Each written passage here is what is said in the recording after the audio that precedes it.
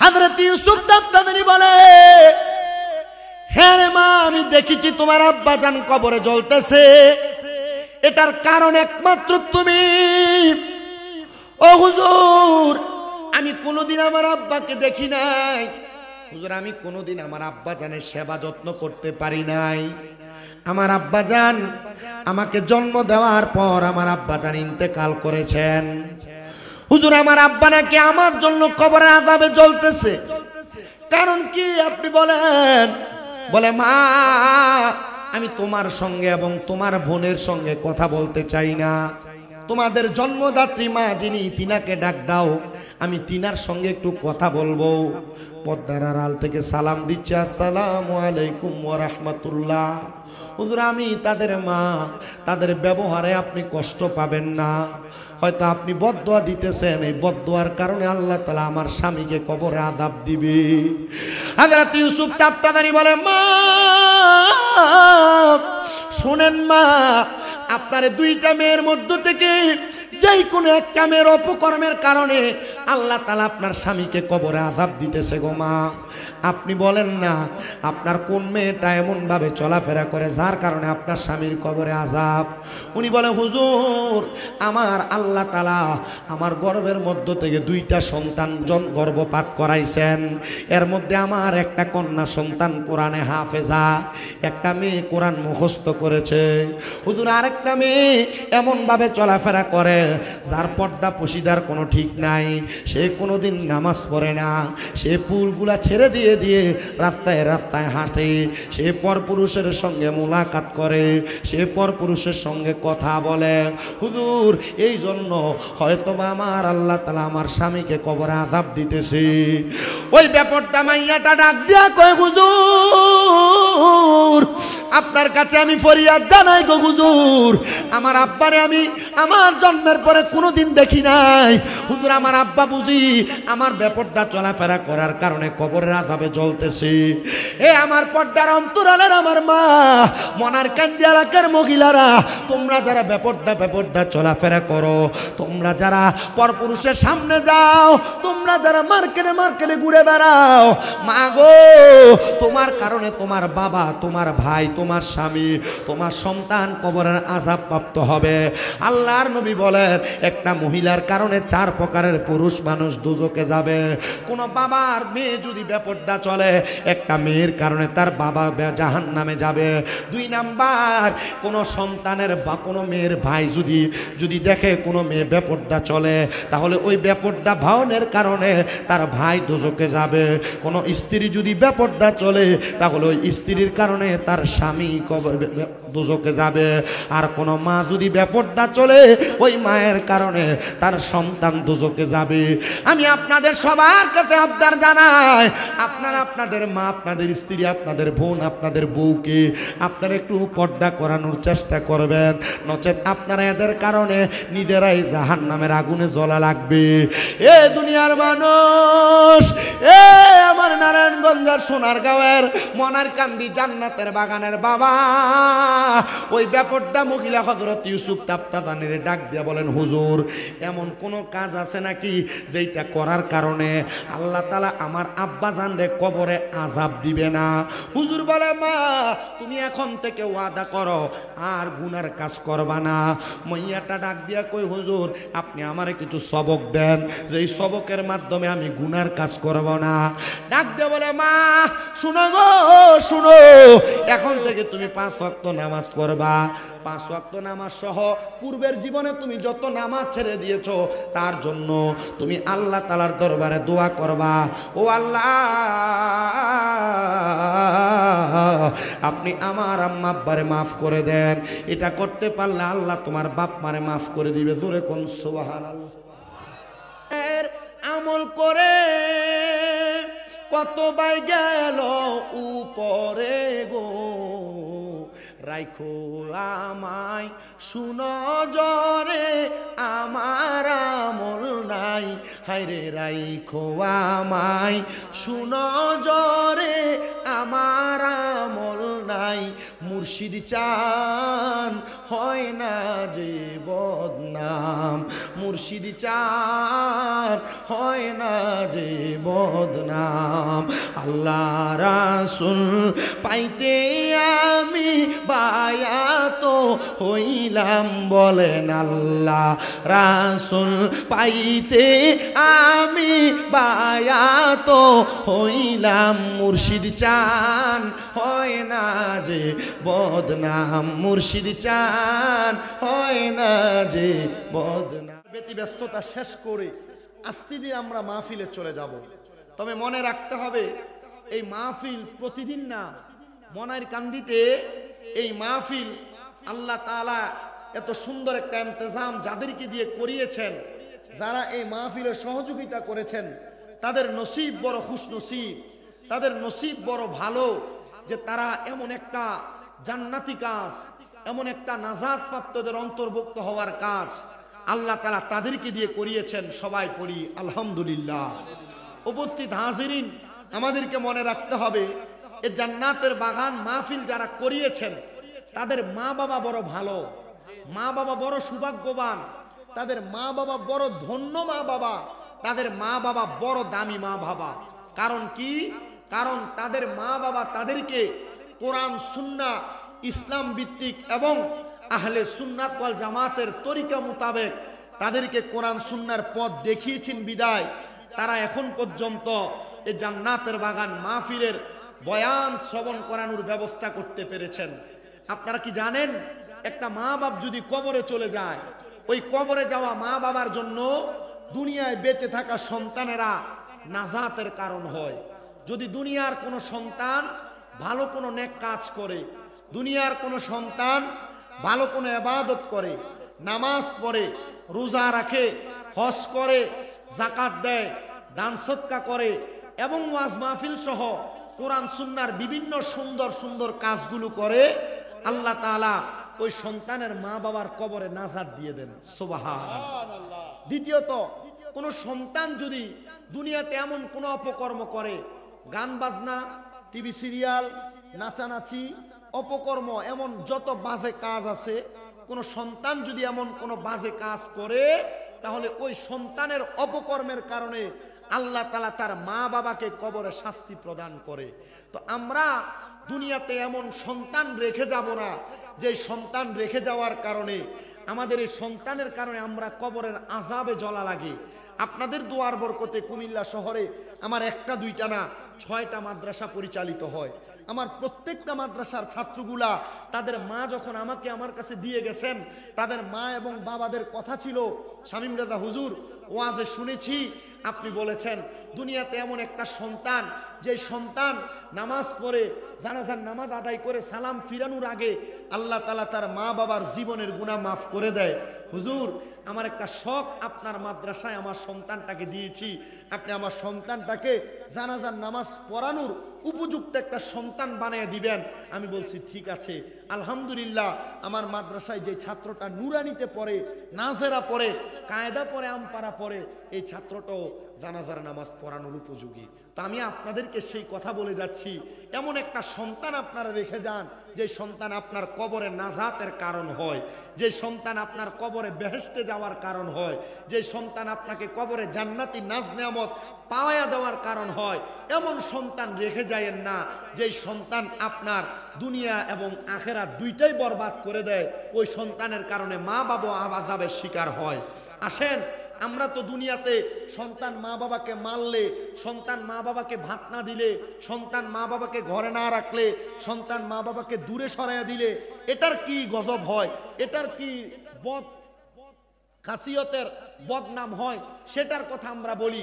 কিন্তু কোনো মা বাবা সন্তান জন্ম দেওয়ার পর ওই মা বাবা সন্তানের উপর কি কি দায়িত্ব আছে, এই দায়িত্বগুলো মা বাবা পালন না করলে ওই মা বাবার কি হয় আমাদের একটু জানা দরকার আছে না?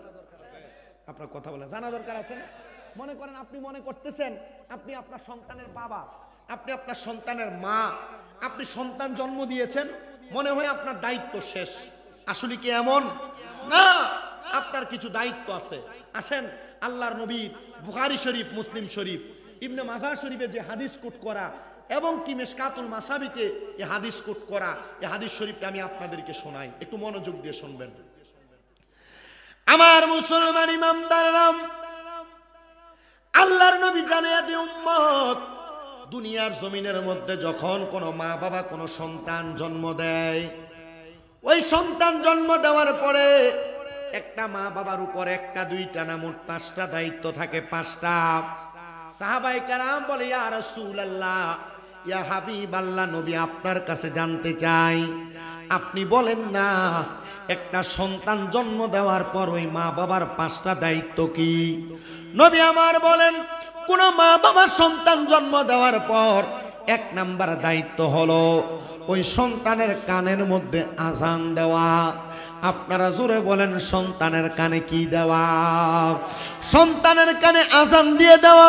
2 নাম্বার, আল্লাহর হাবিব মুহাম্মদ মুস্তাফা সাল্লাল্লাহু আলাইহি ওয়াসাল্লাম নবী আমার জানায়া দেয় উম্মত, 2 নাম্বার, কোন মা বাবা যখন তাদের সন্তান জন্ম দেয় তাদের দ্বিতীয় দায়িত্ব হলো 7 দিনের মাথায় ওই সন্তানের মাথার চুলগুলা মুন্ডায়া দেওয়া, কামায়া দেওয়া। 3 নাম্বার দায়িত্ব, কোন সন্তান জন্ম দেওয়ার পর ওই সন্তানের মা বাবার দায়িত্ব হলো ওই সন্তানের 7 দিনের দিন তার নাম রাখা। আর 4 নাম্বার দায়িত্ব, ওই সন্তান জন্ম দেওয়ার পর মা বাবা যদি সামর্থ্যবান হয়, ছেলে সন্তান জন্ম দিলে ছেলে সন্তানের জন্য 2টা ছাগল কোরবানি করা, আকিকা দেওয়া। আর কন্যা সন্তান যদি হয়, কন্যা সন্তানের জন্য 1টা ছাগল আকিকা দেওয়া। এটা তার মা বাবার দায়িত্ব। ইয়া রাসূলুল্লাহ, ইয়া হাবিবাল্লাহ, নবী আপনার কাছে আমরা জানতে চাই, আপনি বলেন না ওই মা বাবার দায়িত্বটা কি এটার মধ্যে সীমাবদ্ধ? নবী আমার বলে, না, যখন কোনো মা বাবা তাদের সন্তানের পক্ষ থেকে আকিকা দেয়, ওই আকিকার মাধ্যমে দম দেওয়ার কারণে রক্তগুলা যে প্রবাহিত হয়, ওই রক্ত প্রবাহিত হওয়ার মাধ্যমে আল্লাহ তাআলা ওই নবজাতক সন্তানকে রোগ মুক্তি দান করে পড়েন সুবহানাল্লাহ। এ আমার মনের কামদির বাবা, আপনাদের সবার কাছে আমি একটা করজোরে আবদার জানাই, আপনাদের যাদের সন্তান জন্মগ্রহণ করেছে, আপনারা যারা এখনো পর্যন্ত সন্তানের আকিকা দেন নাই, আমি বলবো আপনারা মা বাবার দায়িত্ব হিসেবে আপনারা আপনাদের সন্তানের আকিকা প্রদান করে দিবেন। দেখবেন ছোট বাচ্চা জন্ম নিয়েছে, 2 দিন 5 দিন 7 দিন 1 মাস যায় নাই, প্রতি সপ্তাহে সপ্তাহে ডাক্তার কাছে নিয়ে যায়। প্রতি সপ্তাহে ডাক্তার না দেখাইলে সন্তান মনে হয় অসুস্থ, মারা যাবে। ও বাবা, কোনো মুসলমান যদি তাদের সন্তানের আকিকা আদায় করে, তাহলে ওই সন্তান রোগ থেকে হেফাজতে থাকে। তাহলে আমরা মা বাবা হিসেবে আমাদের দায়িত্ব, আমরা যেন আমাদের সন্তান জন্ম নেওয়ার পর ছেলে হলে 2টা ছাগল আর মেয়ে হলে 1টা ছাগল আমরা আকিকা প্রদান করি। ইয়া রাসূলুল্লাহ, ইয়া হাবিবাল্লাহ, নবীজি আপনার কাছে জানতে চাই, আপনি বলেন না আর কোন দায়িত্ব আছে? নবী আমার বলেন, 5 নাম্বার দায়িত্ব, কোন সন্তানকে মা বাবা জন্ম দেওয়ার পর ওই মা বাবার 5 নাম্বার দায়িত্ব হলো ওই সন্তানটাকে কোরআন শিক্ষা গ্রহণ করানো।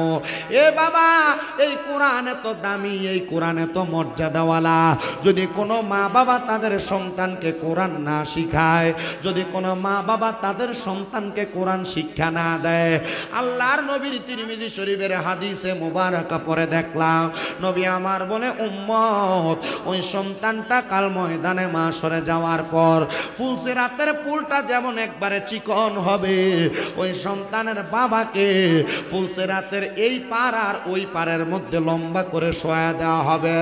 ওই বাবার হাতগুলা থাকবে এক পাশে আর পাগুলা থাকবে আরেক পাশে। তখন সন্তানকে বলা হবে, সন্তান তুমি কোরআন তেলাওয়াত করো। সন্তান বলবে, আমার আব্বা আমার আম্মা আমাকে কোরআনুল কারীম শিক্ষা দেয় নাই। তখন ওই সন্তান তার বাবার বুকের মধ্যে পাড়া দিয়া ফুলসিরাতটা পাড়ি দিবে, ফুলসিরাতটা পাড়ি দিবে। চিন্তা করে দেখেন মুসলমান ইমানদার, আপনার যে সন্তান আপনার গায়ের মধ্যে একবার পা লাগলে 2-3 বার সালাম করে, কিন্তু আপনি যদি আপনার সন্তানকে কোরআন না শিক্ষা দেন, ওই সন্তান আপনার বুকে পাড়া দিয়া ফুলসিরাত পার হবে। অনেকে চিন্তা করে হুজুর আমার মা আমার আব্বা জান আমারে কোরআনুল কারীম শিখায় নাই, তাহলে আমি আমার মা বাবার বুকে পাড়া দিয়ে পার হয়ে যাব।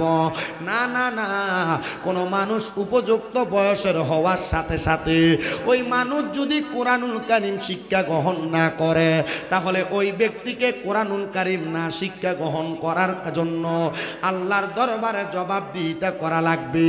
এ যুবক ভাই, এ মুরব্বী বাবা, এ পর্দার অন্তরালের মা বোনেরা, দুনিয়ার গান বাজনা মোবাইলের হেডফোন কানে লাগে কত সুন্দর শ্রবণ করেন, দুনিয়ার যত রকমের কাজকর্ম আছে আপনি সব কাজ করতেছেন, কিন্তু আল্লাহ তাআলার কোরআনুল কারীম আপনি সুন্দর করে পড়তেছেন না, মুখস্থ করতেছেন না। মনে রাখতে হবে এটার কারণে আল্লাহর কাছে জবাবদিহিতা করা লাগবে। এ দাড়ি পাকা মুরব্বী বাবা, আমি আপনাদের কাছে করজোরে আবদার জানাই, যারা কোরআন পড়তে পারেন আলহামদুলিল্লাহ, কিন্তু যারা কোরআনুল কারীম পড়তে জানেন না, এটার কারণে আপনারা সবাই আল্লাহ তাআলার কোরআনকে মুহাব্বত করবেন, বুকে ধারণ করবেন, দেখবেন আমার আল্লাহ তাআলা এটার কারণে আপনাকে দুনিয়া এবং আখিরাতের মধ্যে নাজাত দান করে দিবে। পড়েন সুবহানাল্লাহ। আল্লাহুম্মা সাল্লি আলা সাইয়্যিদিনা মাওলানা ওয়া আলা আলি সাইয়্যিদিনা।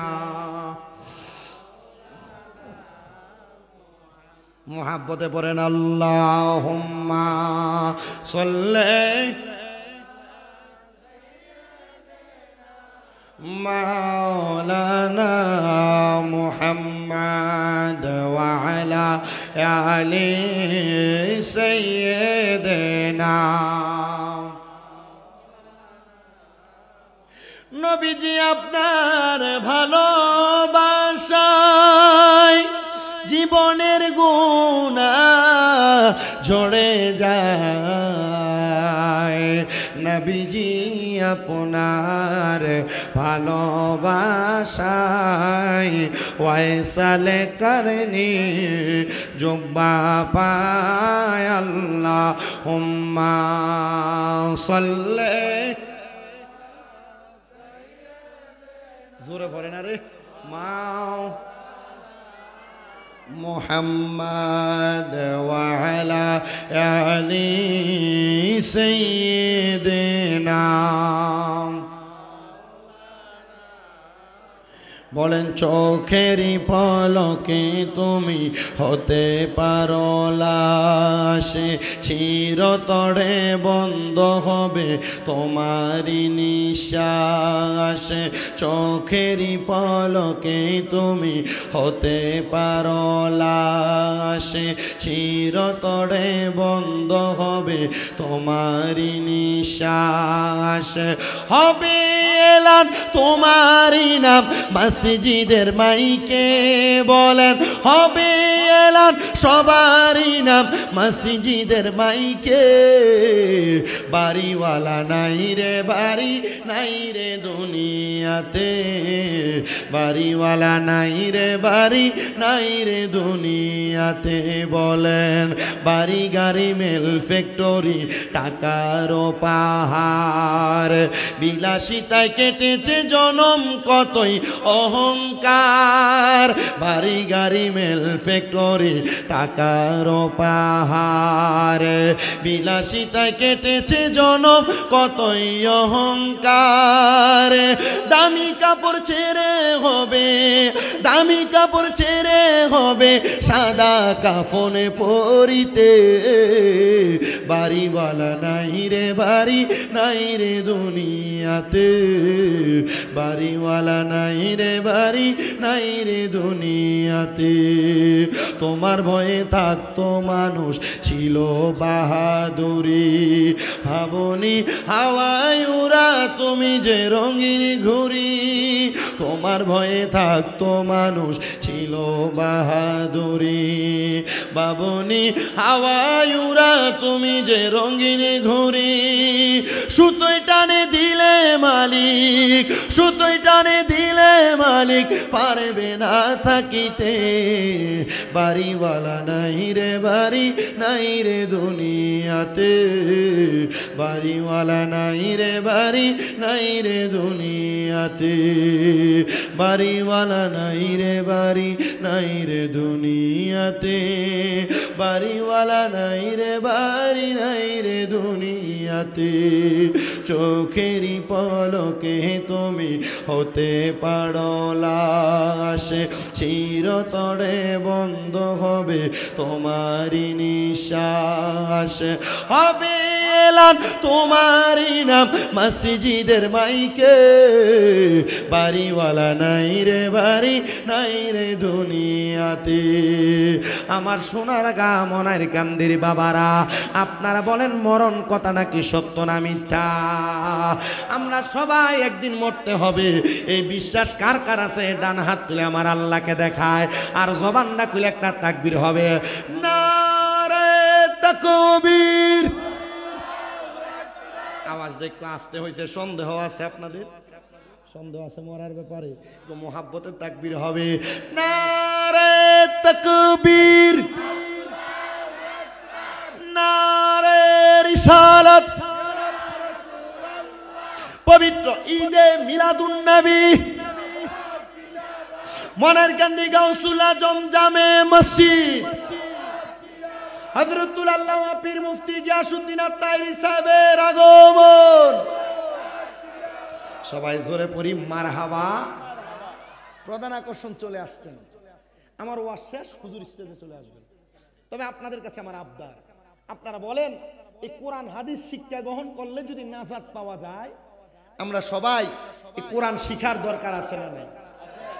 মা বাবা সন্তানকে নেক সন্তান বানাইয়া কবরে গেলে মা বাবা যদি নাজাত পায়, আমরা নিজেরা নাজাত পাওয়ার জন্য আমাদের ছেলে মেয়েকে কোরআন শিখানোর দরকার আছে না নাই? আমি আপনাদেরকে ছোট্ট একটা বাণী শুনে দেই, কারগুজারির জন্য এবং নিজের জীবনে শিক্ষা গ্রহণ করার জন্য আপনারা বাণীটা মনে রাখবেন। আল্লাহ তাআলার একজন খাস বন্ধু হযরতে ইউসুফ তাফতাজানী রহমতুল্লাহ আলাইহি, দুনিয়ার কোন সাধারণ ব্যক্তি না, হযরত ইউসুফ তাফতাজানী রহমতুল্লাহ আলাইহি বলেন, হে দুনিয়ার মানুষের দলেরা, দুনিয়ার জমিনের মধ্যে থাকা অবস্থায় আমি ইউসুফ তাফতাজানী, আমি যখন ফজরের নামাজ আদায় করতাম, ফজরের নামাজ আদায় করে আমি ততক্ষণ পর্যন্ত নামাজের মুসল্লা থেকে উঠতাম না যতক্ষণ পর্যন্ত সূর্য উদয় না হইতো। সুবহানাল্লাহ বলেন, একটু মনোযোগ দেন। ইউসুফ তাফতাজানী রহমতুল্লাহ আলাইহি তিনি বলেন, আমি ততক্ষণ পর্যন্ত নামাজের মুসল্লা থেকে উঠতাম না, কতক্ষণ? যতক্ষণ না সূর্য উদয় হইতো। হযরত ইউসুফ তাফতাজানী, আপনি সূর্য উদয় হওয়া পর্যন্ত নামাজের বিছানার মধ্যে আপনি কি করতেন? আমরা তো নামাজ আদায় করি, মুরগি যেভাবে ঠুকুর দিয়ে দিয়ে আদার খাই, আমরা রুকু আর সিজদা এমন তাড়াতাড়ি করে করি, কিন্তু যারা আল্লাহর খাস নেককার বান্দা, আল্লাহর ওলি, তিনারা কিন্তু এমন তাড়াহুড়া করে নামাজ আদায় করতেন না। তিনাদের নামাজ ছিল খোদাবিতিওয়ালা নামাজ। তিনারা যখন নামাজ আদায় করতেন আমার আল্লাহর সাথে কথা বলতেন। বলেন সুবহানাল্লাহ। হযরত ইউসুফ তাফতাজানী বলেন, এ দুনিয়ার মানুষ, আমি নামাজ আদায় করে সূর্য উদয় হওয়া পর্যন্ত অপেক্ষা করতাম, কারণ আমার নবীও অপেক্ষা করতেন। মেশকাতুল মাসাবির বাবু সলাতের মধ্যে আমার নবীজির ফজরের নামাজের ব্যাপারে হাদিস বর্ণনা করেন। নবী আমার বলেন, আমি নবী ততক্ষণ পর্যন্ত ফজরের নামাজ পড়ে নামাজের মুসল্লা থেকে উঠতাম না যতক্ষণ পর্যন্ত সূর্য উদয় না হতো। সূর্য উদয় হওয়ার পর আমার নবী 2 রাকাত নামাজ আদায় করতেন, যেই নামাজটা আমরা তাসবিহের নামাজ অথবা দুহারের নামাজ হিসেবে জানি। নবী আমার 2 রাকাত নামাজ আদায় করে তারপরে বিছানা থেকে উঠতেন। হযরত ইউসুফ তাফতাজানী বলেন, ঠিক তেমন ভাবে আমিও 2 রাকাত নামাজ আদায় করতাম সূর্য ওঠার পরে। আমি 2 রাকাত নামাজ আদায় করে আল্লাহ তাআলার কাছে দোয়া করতাম আর ক্ষমা প্রার্থনা করতাম, আল্লাহ যেন সারাটা দিন আমাকে উত্তম রিজিক এবং হালাল ভাবে চলার তৌফিক দান করে। আর আমি ইউসুফ তাপ্তাদানির দ্বারা যেন আমার দ্বারা কোনো মানুষের কষ্ট আর ক্ষতি না হয়। এ নারায়ণগঞ্জের সোনারগাঁওয়ের মনায়ের কান্দি সুন্নি সমাবেশ ওয়াজ মাহফিলের বাবারা বন্ধুরা, আমরা বাঙালি যারা আমরা চিন্তা করি আমরা ঘর থেকে বের হব, কার পকেট থেকে আমরা 500-1000 টাকা মেরে আমরা নিজেরা পয়সাওয়ালা হব, আমরা সম্পদওয়ালা হব। আর যারা আল্লাহর নেককার বলি, নেককার বান্দা, তাদের এমন একটা খাসিয়ত ছিল, তারা নামাজ আদায় করে আল্লাহর দরবারে দোয়া করতেন, গো আল্লাহ আমার দ্বারা যেন কোনো মানুষের ক্ষতি না হয়, আমার দ্বারা যেন কোনো মানুষ কষ্ট না পায়। ও বন্ধু, যেই বন্ধু আলীদের, যে আল্লাহর খাস বন্ধুদের এমন খাসিয়ত ছিল, বাংলাদেশে কিছুদিন আগে ওই আল্লাহর অলিদের মাজারের উপর হামলার আক্রমণ করা হয়েছিল। কিন্তু বাংলাদেশের সুশীল সমাজের কত মানুষ আছে, বাংলাদেশের মূর্তি বাংলায় কথা বলে, বাংলাদেশের বিভিন্ন জায়গায় নাচ গানে হামলা করলে কথা বলে, কিন্তু আল্লাহর অলিদের মাজারে হামলা করেছে, ওই বিয়াদ্দবেরা কোনো কথা বলে নাই। তার মানে বোঝা যায় ডাল মে কুছ কালা হে, এটার ভিতরে কোনো লটর পটর আছে, এই জন্য আল্লাহর অলির মাজার ভাঙ্গা নিয়ে তারা কোনো কথা বলে নাই। মনে রাখতে হবে, গান বাজনার ভিতরে আঘাত আসলে, মিছিল মিটিংয়ে আঘাত আসলে যাদের গা চলে, আর আল্লাহর অলির মাজারের মধ্যে আঘাত আসাতে যাদের গা চলে নাই, এরা মুসলমান না, এরা মুনাফিক, এরা বেঈমান। আল্লাহর ওলিদের ব্যাপারে বাজে মন্তব্য করা, আল্লাহর ওলির মাজারের মধ্যে হামলা করা, আক্রমণ করা, এটা ভালো খাসিয়ত না, এটা বদ খাসিয়ত। কি খাসিয়ত? এটা বদ খাসিয়ত। কেমন বদ খাসিয়ত? ছোট বাচ্চারা যখন খেলা করে, আমাদের এদিকে এটাকে বালুবাতি খেলা বলে, বাচ্চারা বালু দিয়ে ঘর বানায়, বালু দিয়ে প্যাক দিয়ে দেখবেন ডেক বানায়, ডেক্সি বানায় না? এই 10-15টা বাচ্চার মধ্যে একটা বাচ্চা থাকে খুব দুষ্ট, যে বাচ্চাটা যে মনে করেন 5 জনের খেলার মাঝখানে কিছু ধুলাবালি মেরা দেয় অথবা পাড়ায় এগুলা সব ভাঙা দেয়, আছে না? এটারে কি বলেন আপনারা? দুষ্ট। এই বাংলাদেশের সোনার সংসার সাজাইছেন আল্লাহর ওলিরা। কথা বলেন না কেন? হযরত শাহজালাল ইয়ামিনী আয়েশা আমরার পরনের ধুতি খুললে আমরার লুঙ্গি পরাইছে। কথা বলে না কেন? নারায়ণগঞ্জে বড় বড় আল্লাহর ওলি নাই? ঢাকা শহরে বড় বড় আল্লাহর ওলি নাই? চট্টগ্রামে বড় বড় আল্লাহর ওলি নাই? সোনার বাংলাদেশের প্রত্যেকটা জেলায় জেলায় এক একজন করে আল্লাহর বড় কুতুব নাই? এই কুতুবরা বাংলাদেশকে সাজাইছে, ওই মাঝখান দিয়ে আইসা বাচ্চাদের খেলনারে পাড়াইয়া দে ভাঙ্গা দেয়, এটারে বলে দুষ্ট। আর বাংলাদেশে আল্লাহর ওলিদেরকে 5 আগস্টের পরে যারা ওলিদের মাজার ভাঙছে, এরাও তেমন দুষ্ট, এরা বেঈমান, এরা নাফরমান, এরা মুসলমান হতে পারে না। আপনাদের কাছে করজোড়ে আবদার করি, আউলিয়া কেরামের দরবার কেউ ছাড়বেন না, আউলিয়া কেরামের দরবারের অনুসারী হবেন। আউলিয়া কেরামের দরবারে আপনাকে কোরআন সুন্নাহ মোতাবেক যে হক দিক দেখায় আপনি সেগুলা মানবেন। কথা বলেন। কোরআন সুন্নাহর বহির্ভূত কোনো কাজ আমি বলবো হারাম। কোরআন সুন্নাহ বহির্ভূত কোনো কাজ করে আমি বলবো সেখান থেকে দূরে যান। যে আল্লাহর ওলির দরবারে কোরআন সুন্নাহ মোতাবেক আপনাকে চলার পথ দেখায় আপনি সেভাবে চলবেন। রাজি আছেন না? নাই? কারণ এই এলাকার মসজিদের নাম গৌসুল আজম মসজিদ। মারহাবা পড়েন না? গৌসুল আজম কে জানেন? যিনি মায়ের গর্ভ থেকে ওলি হয়ে বের হয়েছে। মারহাবা পড়েন না? গৌসুল আজম কে? যিনি মায়ের গর্ভ থেকে 18 পারা কোরআন মুখস্থ করে দুনিয়াতে আসছেন। গৌসুল আজম কে? যে গৌসুল আজম মায়ের গর্ভ থেকে মায়ের ইজ্জত রক্ষা করেছেন। গৌসুল আজম কে? যিনি দুনিয়াতে আসার পর অল্প বয়সে ডাকাত সর্দারকে ওলি বানাইছেন। গৌসুল আজম কে? যিনার দরবারে চোর আইসা কুতুব হয়ে গেছে। গৌসুল আজম কে? যিনি মাত্র 11 বছর বয়সে মুফতি হয়ে গেছেন। গৌসুল আজম কে? যিনি ওনার কোরআন সুন্নাহর এলেমের বহরতা দিয়া মানুষকে হেদায়েতের পথে রাখছে। আজকে সেই গৌসুল আজম মসজিদের মাঠে মাহফিল। আল্লাহ তাআলা এই গৌসুল আজমের নুরানি নেক নজর, নুরানি সোহবত আমাদেরকে দান করেন, পড়েন আমিন। সে গৌসুল আজমের শান একটা শানে মানকাবাতে গৌসুল আজম পড়েন আমার সাথে। ওলিদের ওলি যিনি গৌসুল আজম জিলানি, ওলিদের ওলি যিনি গৌসুল আজম জিলানি, বাগদাদে জন্ম কুতুবে রাব্বানি। বলেন বাগদাদে জন্ম কুতুবে। আপনাদের কি আল্লাহর ওলির শান পড়তে অসুবিধা হয়? একটা হাদিস শরীফ শোনাই, যিকরুল আম্বিয়া মিনাল ইবাদাতি ওয়া যিকরুস সলিহিনা কাফারা। মারহাবা পড়ে। নবীদের নামের জিকির করলে, নবীদের নাম মুখ দিয়ে বললে ইবাদত হয়। কি হয়? ওয়াজিক্রিস সালিহিনা কাফারা। আর ওলিদের নামের জিকির করলে, ওলিদের নাম মুখ দিয়ে বের করলে আগে যে গুনাহ করছেন এই গুনাহ মাফ হয়। আমরা তো গৌসুল আজম একজন আল্লাহর খাস ওলি, যিনি ওলিদেরও ওলি, তিনার শান পড়ছি। আল্লাহ আমাদের গুনাহ মাফ করবে মোহাব্বতে। ওলিদের ওলি যিনি গাউসুল আজম জিলানী, ওলিদের ওলি যিনি গাউসুল আজম জিলানী, বাগদাদে জন্ম কুতুবে রাব্বানী। বলেন বাগদাদে জন্ম কুতুবে নি, বলেন বংশ তোমার হাসান হুসাইনি, তুমি গাউসে মা ফাতেমার নয়নের মনি। বলেন বংশ তোমার হাসান হুসাইনি, তুমি গাউসে মা ফাতেমার নয়নের মনি। দয়ার নজর দাও গো আমায় ও গো গাউসে সামদানি, দয়ার নজর দাও গো আমায় ও গো গাউসে সামদানি, বাগদাদে জন্ম কুতুবে রাব্বানি, গাউসে বাগদাদে জন্ম কুতুবে রাব্বানি।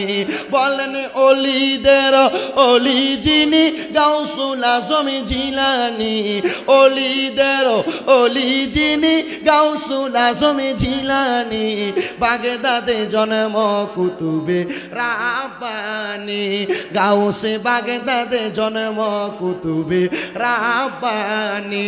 হায়রে তোমার কাঁধে নবীজির কদম, সব ওলিদের কাঁধে তুমি গাউসের কদম।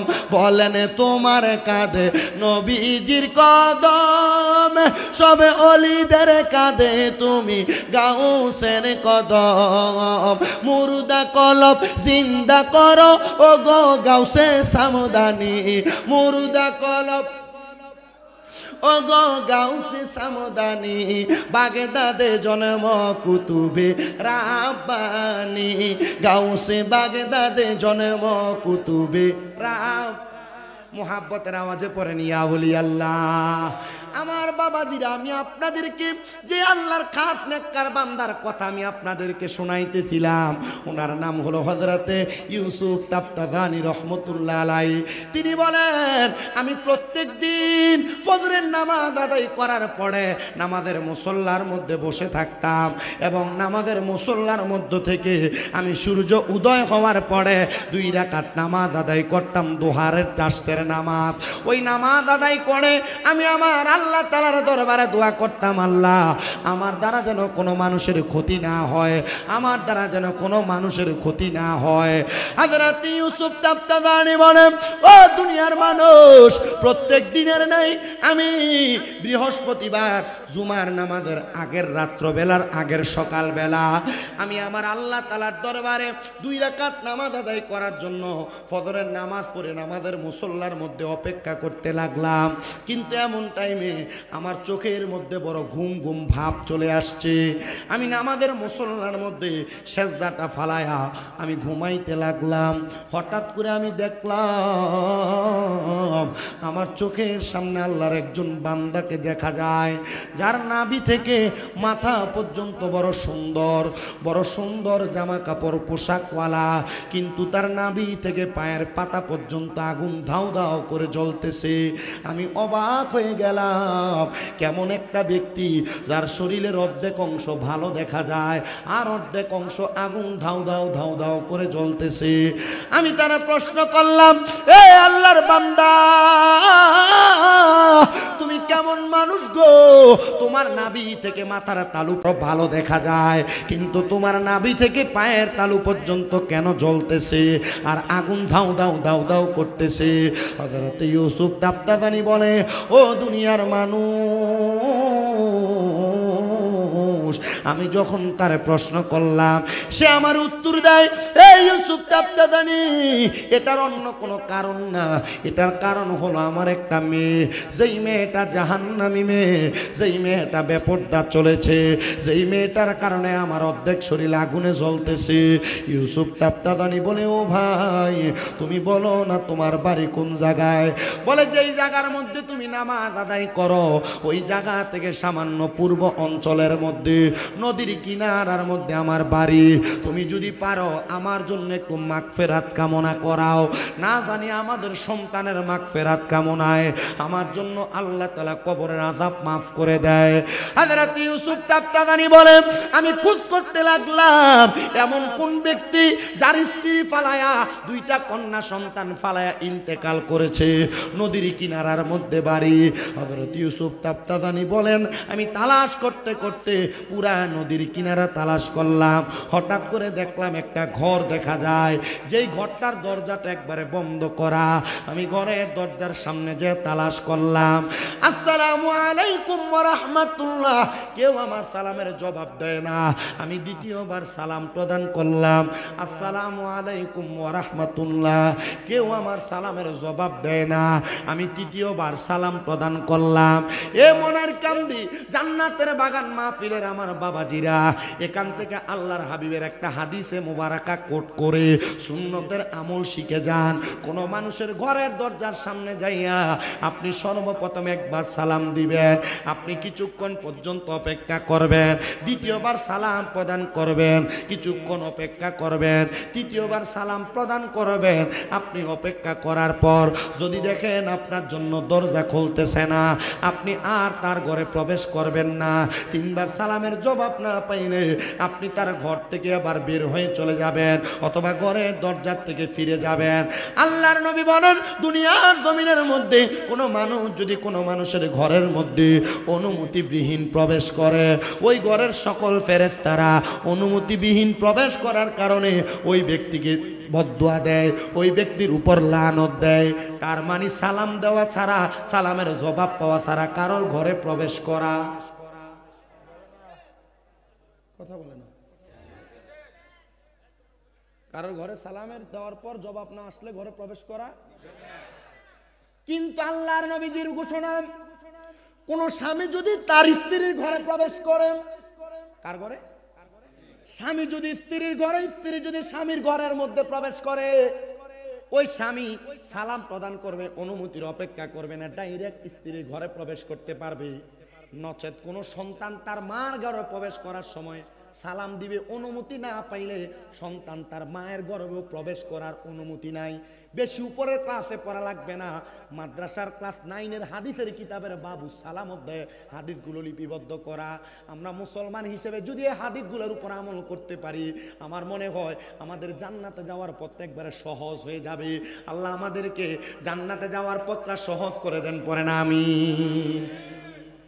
তাহলে কারোর ঘরে যাওয়ার সময় অনুমতির দরকার আছে না? আপনারা আসতে বলছেন, অনুমতির দরকার আছে না? আমি জানি আপনারা তাহির হুজুরের জন্য অপেক্ষা করছেন।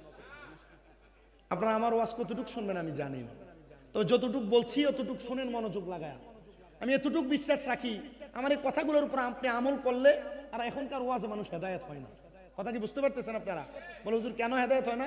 ওয়াজ মাহফিলগুলো এখন একটা ধরেন যে কালচার, একটা সিস্টেম, রুসুমে পরিণত হয়েছে।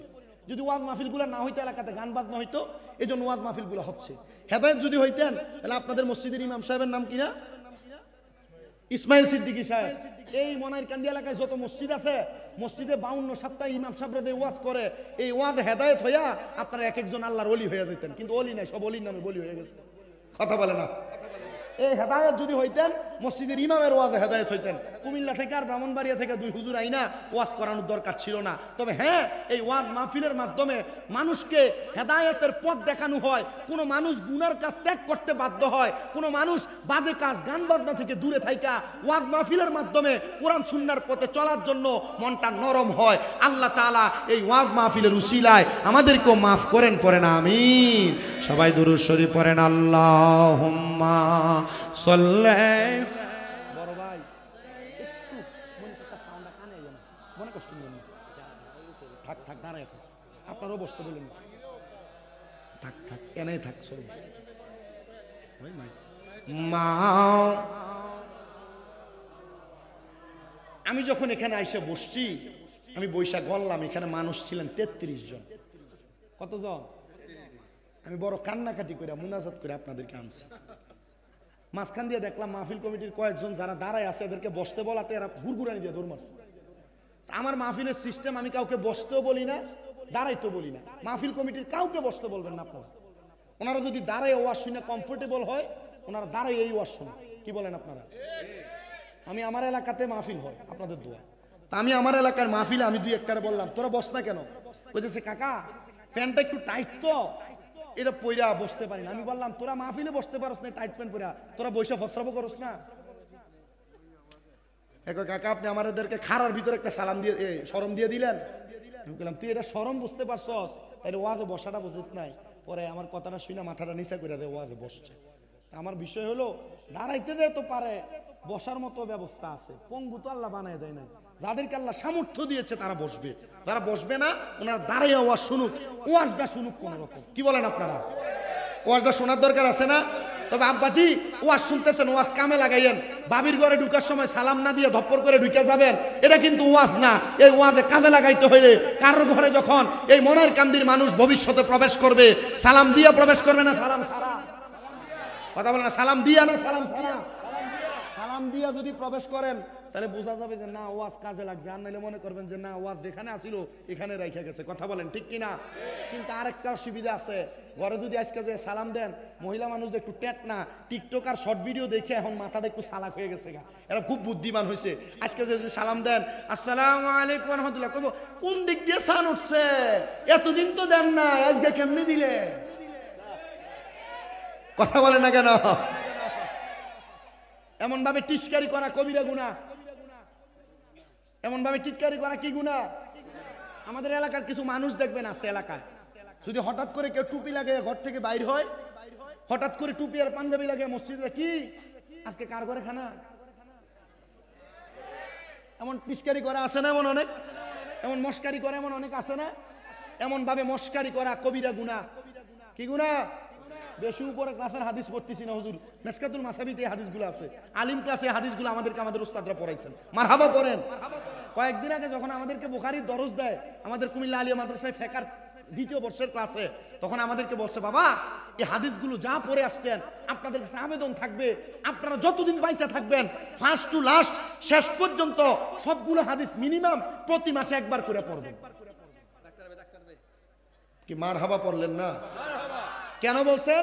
তার মানে হাদিসগুলো যদি আমরা রিভার্স করি, তার মানে রিঅ্যাপ্লাই করে করে পড়ি, তার মানে এগুলো আমাদের ব্রেইনে থাকবে, আমি মানুষকে বলতে পারবো। আল্লাহ কবুল করেন, পড়ে না আমিন। আমি আপনাদেরকে যে কথা বলতেছিলাম, হযরত ইউসুফ তাফতাদানি ঘরের দরজার মধ্যে একবার সালাম দিলেন, কিন্তু তার সালামের জবাব পেলেন না। দ্বিতীয়বার সালাম দিলেন, তার সালামের জবাব পেলেন না। তৃতীয়বার সালাম প্রদান করলেন, তার সালামের জবাব পেলেন না। হঠাৎ করে দেখতে পাইলেন ঘরের দরজার মধ্যে কে একটা জানি মেয়ে উগ্রভাবে ঘরের দরজাটা খুলে ভাত খাওয়ার পর যে পানিগুলা থাকে, ভাত খাওয়ার পর আমাদের হাত ধোয়া যে পানি থাকে, এটা আপনারা কি পানি বলেন? আইডা পানি। কুমিল্লার ভাষার সাথে মোটামুটি মিল আছে। ভাত খাওয়ার পর যে আইডা পানি আছে, ওই আইডা পানি একটা বোলের মধ্যে করে হযরত ইউসুফ তাফতাদানি বলে ওই মেয়েটা আমার শরীরের মধ্যে এভাবে ফিক্কা মারছেন, এভাবে মেলা মারছেন। আমি চিন্তা করলাম কে সেই মেয়ে। আমি তিনবার সালাম দিলাম, সালাম দেওয়ার পর জবাব দেওয়া ওয়াজিব। ঘরের মধ্য থেকে জবাব তো দেয় নাই, ডাইরেক্ট আমার গায়ের মধ্যে পানি ফিক্কা মারছেন। আমি জিজ্ঞাসা করলাম এ মেয়ে, আমি তোমাকে তিনবার সালাম দিলাম, তুমি আমার সালামের জবাব দেওয়ার প্রয়োজন ছিল, তুমি আমার সালামের জবাব দাও নাই, কিন্তু তুমি আমার গায়ের মধ্যে নোংরা পানিগুলো ফেলে দিলা, কারণটা কি? মেয়েটা ডাক দিয়া বলেন আপনি কে? আপনাকে চিনি না, আমি আপনার সালামের জবাব কেন দিব?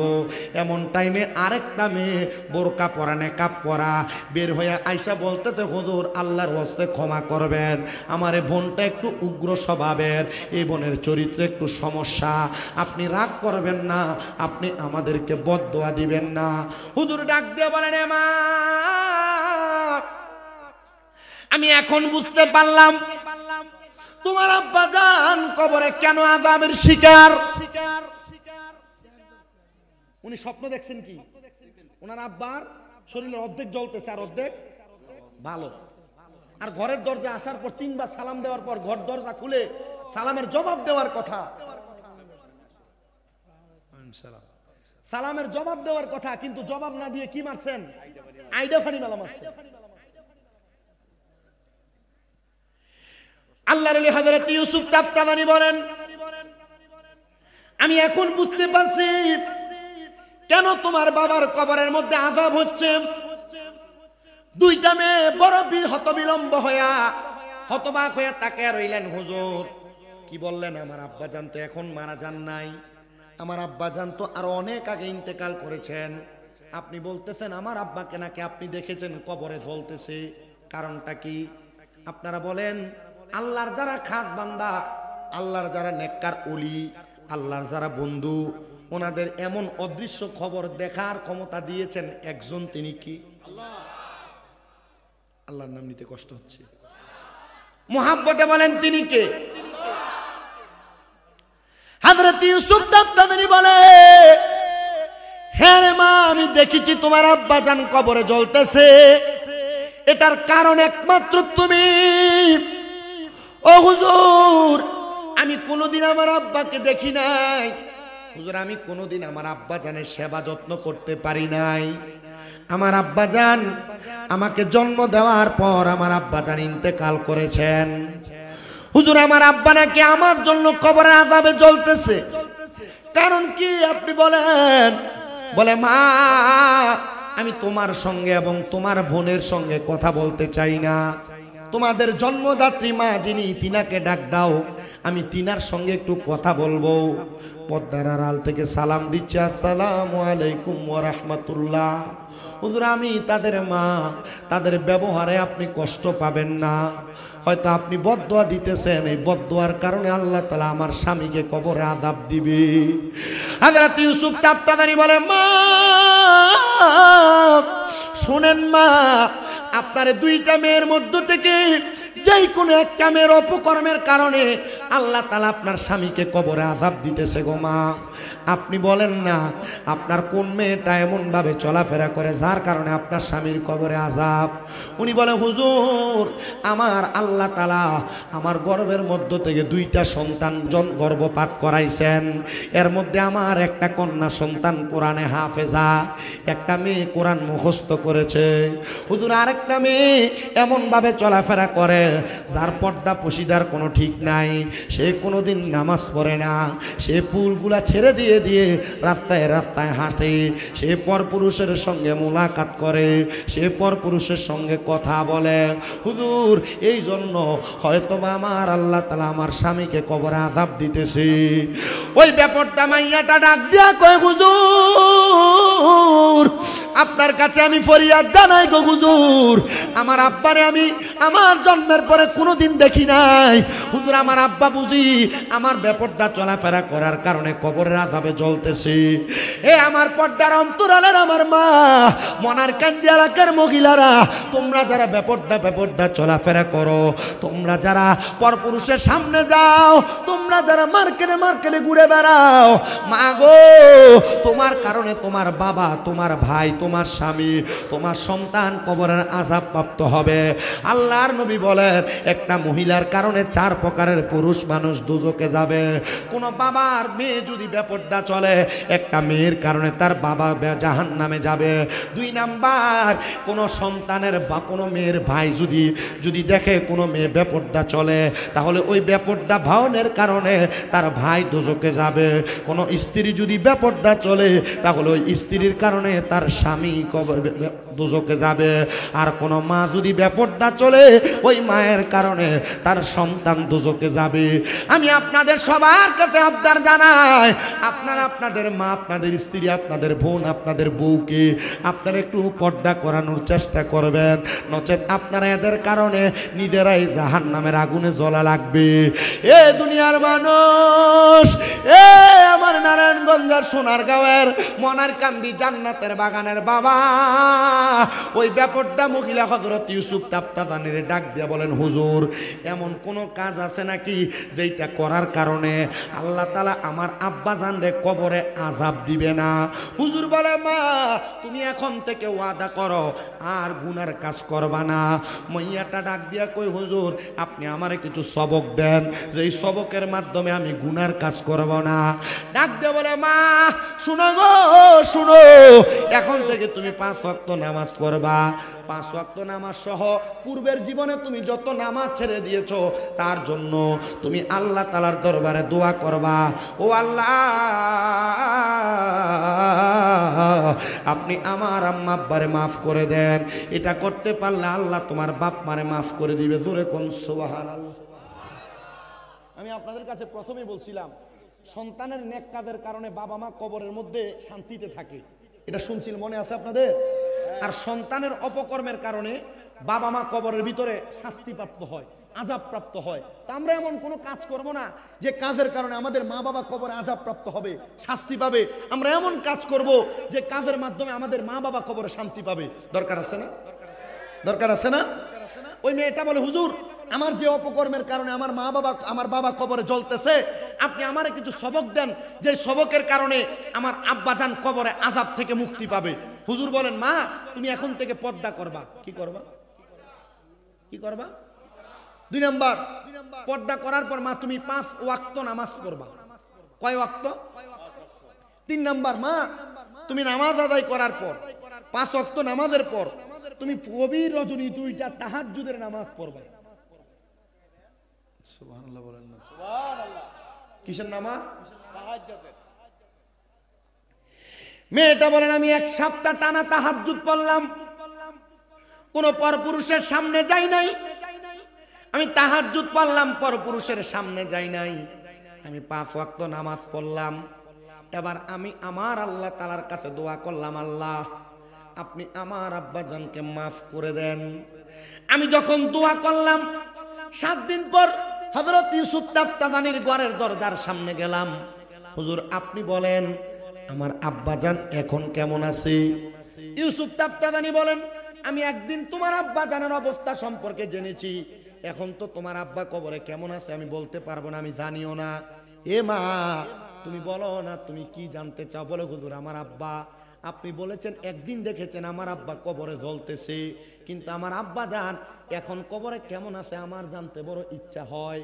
বলে, হ্যাঁ তুমি জানবা, তবে এটা আমি জানাবো না, তুমি নিজে চেষ্টা করে ইবাদতের মাধ্যমে তোমার অন্তরের চক্ষু খুইলা তুমি এটা জানার চেষ্টা করবা।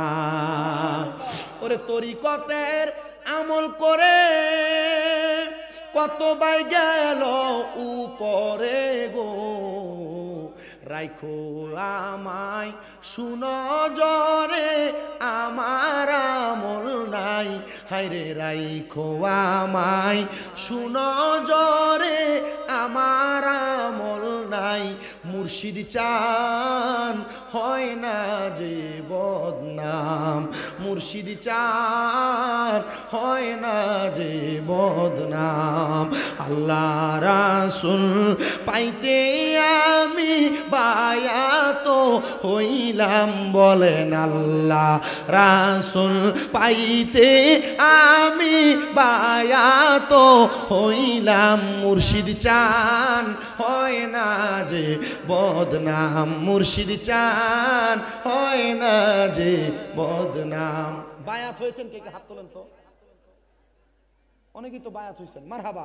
মুরিদ হয়েছেন যারা যারা, মারহাবা, হাত নামান, হাত নামান। এজন্য আল্লাহ রাসূল পাওয়ার জন্য আমরা মুরিদ হয়েছি।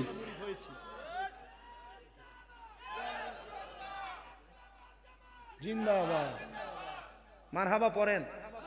তরিকতের একজন পাগল এটা সক্রিয় এখন পাওয়া গেছে, মারহাবা কন্যা, আরো জোরে কন্যা মারহাবা। আল্লাহ কবুল করেন, আমাদেরকে তরিকত এবং আউলিয়া কারামের ছায়াতলে থাকার তৌফিক দান করেন, করেন আমিন। আমরা আল্লাহ এবং রসুলকে পাওয়ার জন্য ভক্কানি পীর মাশেকের হাত ধরেছি, ঠিক না? দেখো মুহাব্বতে আপনারা পড়েন, আল্লাহ রাসূল পাইতে আমরা বায়াত হইলাম, বলেন আল্লাহ রাসূল পাইতে আমরা বায়াত হইলাম। মুর্শিদ চান হয় না যে বদনাম, মুর্শিদ চান হয় না যে বদনাম। আরে তুমি যেদিন যাবে চলে আমার রাইখো সঙ্গেতে গো, তুমি যেদিন আমি যেদিন যাব চলে এই দুনিয়ার মায়া ছেড়ে গো, রাইখো আমায় সুনজরে আমার আমল নাই হায়রে রাইখো আমায় সুনজরে আমার আমল নাই মুর্শিদ চান হয় না যে বদনাম মুর্শিদ চান হয় না যে বদনাম বলেন আল্লাহ রাসূল পাইতে আমি বায়াত হইলাম বলেন আল্লাহ রাসূল পাইতে আমরা মুরিদ হইলাম মুর্শিদ চান হয় না যে বদনাম একটা জবান বন্ধ রাখবেন না চিৎকার মেরে বলেন ইয়া বলি আল্লাহ ওই মেয়ে ডাক দিয়া কই হুজুর আমার আব্বা জান কবরে কেমন আছে আমি কেমনে জানবো আপনি বলেন বলে মা তোমারে আমি সবক দিয়েছি 3টা কয়টা পীরের কাছে যখন বায়াত গ্রহণ করেন আমাদেরকে বলে সুন্নিরা শুধু পীর মুরিদি করে ভণ্ডামি করার জন্য বলে না আমরা যারা সুন্নি দাবি করি আমরা নাকি পীর মুরিদি ভণ্ডামি করি এ ব্যাকল বায়াত গ্রহণ করা বায়াত শব্দের অর্থ জানে না মুরিদান যে মুরিদের অর্থ জানে না বায়াত শব্দের অর্থ ওয়াদাবদ্ধ হওয়া বলেন বায়াত শব্দের অর্থ কি বায়াত শব্দের অর্থ ওয়াদাবদ্ধ হওয়া প্রতিশ্রুতিবদ্ধ হওয়া পীর আপনাকে যেই যেই বিষয় ওয়াদা করায় সেই বিষয় ওয়াদাবদ্ধ হয়ে ওই বিষয় আমলে বাস্তবায়ন করার নাম হলো বায়াত আপনারা যারা পীরের হাতে হাত ধরে বায়াত গ্রহণ করছেন আপনার পীর কি বলছে আপনি নামাজ পড়েন না কোন পীর কি বলে রোজা রাখো না কোন পীর কি বলে যে হজ যাকাত করো না কোন পীর কি বলে গাঁজা খাও বলে কথা বলে বলে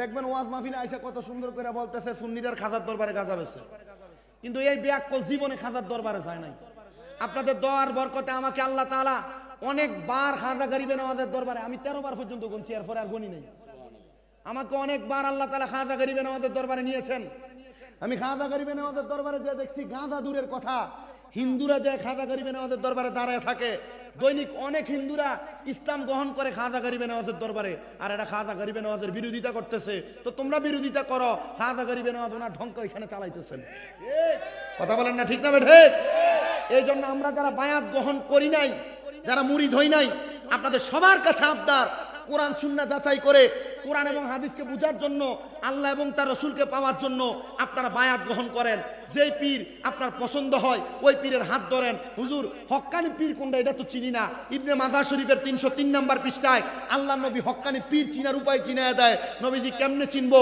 বলতে ইজা রু যুকিরাল্লাহু আযজা ওয়া জাল্লা যেই পীরের চেহারার দিকে তাকাইলে আল্লাহর কথা মনে হবে এটাই হক্কানি পীর সুবহানাল্লাহ জোরে বললেন না ওই মেয়েটাকে সবক দিয়েছেন আল্লাহর ওলি হযরত ইউসুফ তাফতাজানি সবক কি 3টা বলেন কয়টা 3টা সবক দিয়েছেন 1 নাম্বার সবক তুমি বেপরদা চলতে পারবে না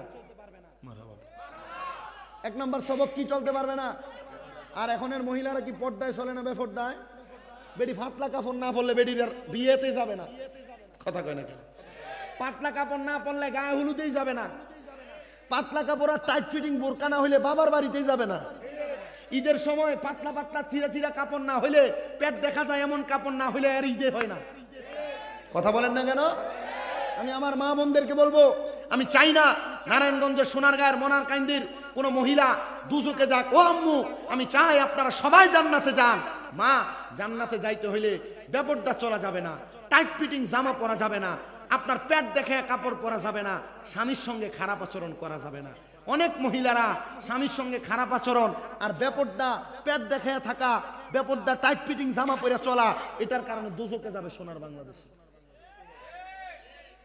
কত পুরুষ মানুষ মায়া কান্না করে শুধু তার স্ত্রীর খারাপ ব্যবহারের কারণে যে মহিলারা স্বামীর সাথে গলা উঁচা করে কথা বলে রাহমাতুল্লিল আলামিন নবীজি ঘোষণা করছেন দুনিয়াতে যেই ঘরের মধ্যে দেখবা স্বামীর গলার আওয়াজের চাইতে মহিলার গলার আওয়াজ বেশি তাহলে মনে করবো ওই ঘরটা দুচোখ যদি দেখতে চাও ওই ঘরের দিকে তাকো তাহলে যেই ঘরে মহিলার গলার আওয়াজ বেশি স্বামীর কথা চলে না স্ত্রীর কথাই বেশি চলে তাহলে দুচোখ দেখতে হলে আমরা কোথায় দেখবো ওই ঘরের দিকে দেখবো আল্লাহ আমাদেরকে বোঝার তৌফিক দান করেন মেয়েকে সবক দিলেন কয়টা 1 নাম্বার সবক পর্দা করে 2 নাম্বার সবক 5 ওয়াক্ত নামাজ পড়া, 3 নাম্বার সবক তাহাজ্জুদ পড়া। হযরত ইউসুফ তাবতাদানি বলেন, আমি মেয়েটাকে বললাম, এ মা, আপনি আজকে থেকে তাহাজ্জুদ নামাজ পড়েন, আল্লাহ তাআলার দরবারে কান্না করে করে আপনি বলবেন, আল্লাহ আমার আব্বা জান কবরে কেমন আছে, আপনি একটা বার আমারে দেখার সুযোগ করে দেন। মেয়েটা বলে, দুনিয়ার মানুষ, আমি আমার হুজুরের সবক মোতাবেক আমি আবার তাহাজ্জুদের নামাজ পড়তে লাগলাম। আমি 1 দিন 2 দিন করে তাহাজ্জুদ নামাজ যখন পড়লাম, 3য় দিন যখন আমি তাহাজ্জুদ নামাজের নিয়ত করলাম, তাহাজ্জুদ নামাজের নিয়ত করার সাথে সাথে আমি 2 রাকাত করে 4 রাকাত, 3 4 12 রাকাত নামাজ আমি পড়লাম।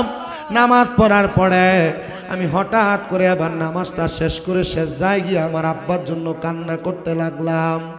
আল্লাহ গো, আমি আমার আব্বাজানকে কোনোদিন দেখি নাই, আপনি আমার তাহাজ্জুদ নামাজের ওসিলায় আমার আব্বাজানকে মাফ করে দেন। মেয়েটা বলে, আমি কান্না করতে করতে নামাজের মুসল্লার মধ্যে বেহুশ হয়ে গেলাম। হঠাৎ করে আমি দেখলাম গো, আমার আব্বাজান সাদা রঙের পোশাক পরা, সুন্দর জামা কাপড় পরা, আর আমার আব্বাজানের ডাইনে বামে সামনে পেছনে জান্নাতি হুর গিলমানরা হাঁটতেছে। আমি প্রশ্ন করলাম, কে? উনি বলে, ও আমার কলিজার টুকরা কন্যা সন্তান, আমি হলাম তোমার জন্মদাতা বাবা।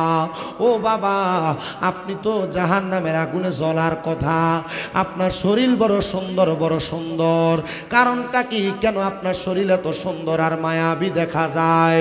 মেয়েটার বাবা ডাক দিয়ে কয়, মা, কেন এত সুন্দর দেখা যায় জানো? তুমি কন্যা সন্তান যেই দিন বলেছ আর ব্যাপারটা চলবে না, যেই দিন থেকে 5 ওয়াক্ত নামাজ পড়া শুরু করে দিয়েছো, আর যেই দিন থেকে নামাজ আদায় করার পরে তাহাজ্জুদ নামাজ পড়ে তুমি আমি আব্বার জন্য দোয়া করতেছ, আমার আল্লাহ তাআলা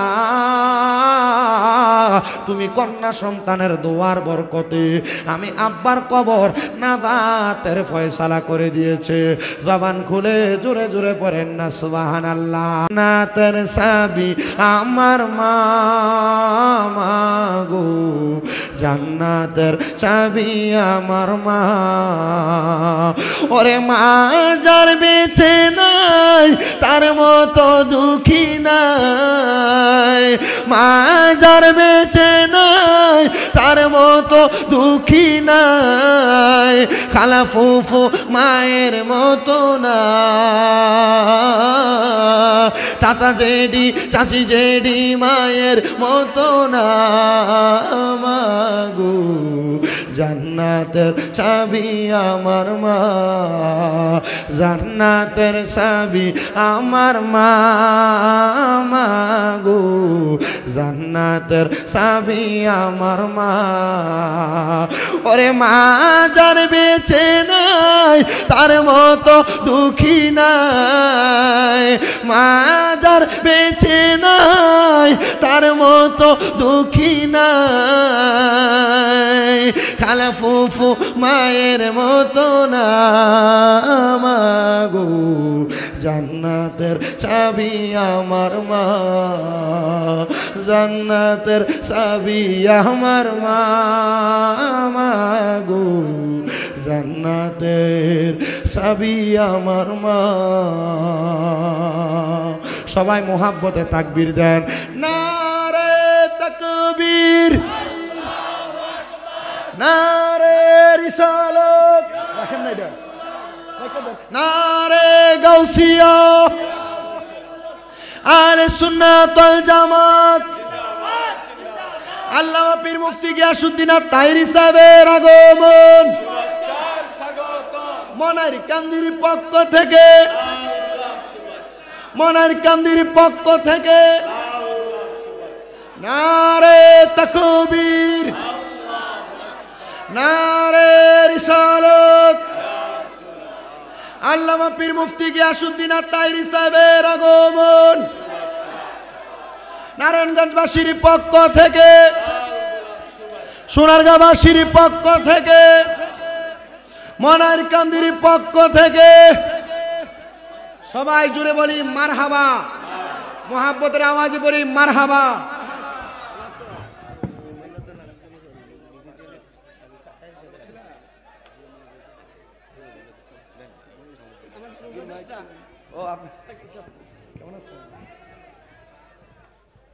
সবাই মোহাব্বতে বলি মারহাবা। আমরা দেখতে পাচ্ছি